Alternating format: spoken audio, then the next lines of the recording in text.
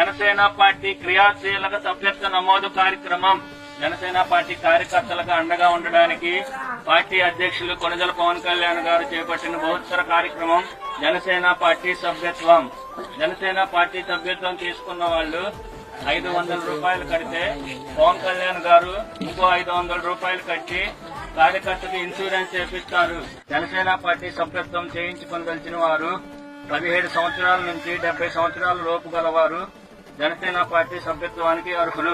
500 కడితే 5 లక్షల రూపాయల ప్రమాద బీమా ఇస్తున్నారండి.